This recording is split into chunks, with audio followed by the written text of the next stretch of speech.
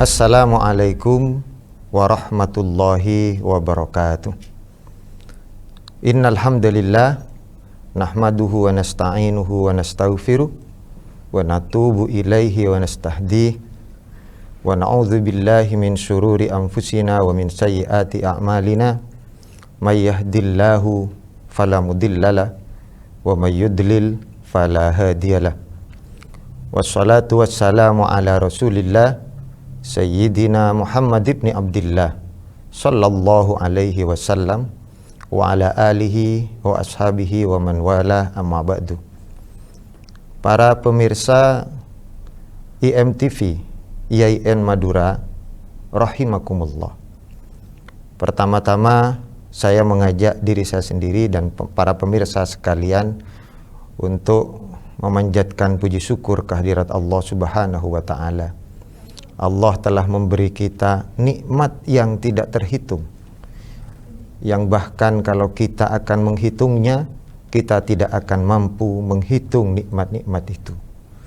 Terutama nikmat untuk bertemu kembali dengan bulan Ramadan tahun 1446 Hijriah. Semoga kita semua, terutama para pemirsa IMTV IAIN Madura, mendapatkan pahala yang berlipat ganda karena ibadah puasa dan ibadah-ibadah lain yang kita jalankan pada bulan ini. Amin ya rabbal alamin.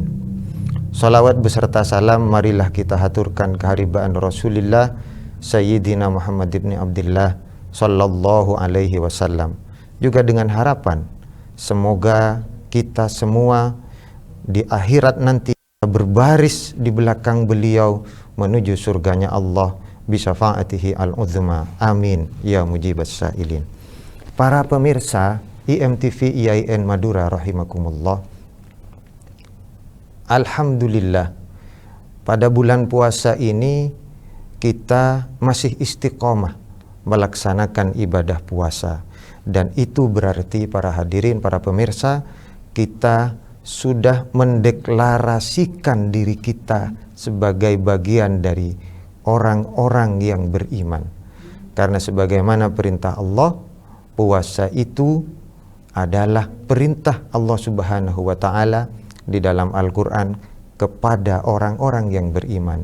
Ya ayyuhalladzina amanu kutiba alaikumus syiyamu kama kutiba alal ladzina min qablikum la'allakum tattaqun. Wahai orang-orang yang beriman, telah diwajibkan bagi kalian berpuasa sebagaimana telah diwajibkan kepada orang-orang sebelum kalian, agar kalian semua bertakwa kepada Allah Subhanahu wa taala. Para pemirsa IMTV rahimakumullah, puasa ini secara bahasa semuanya orang tentu sudah tahu.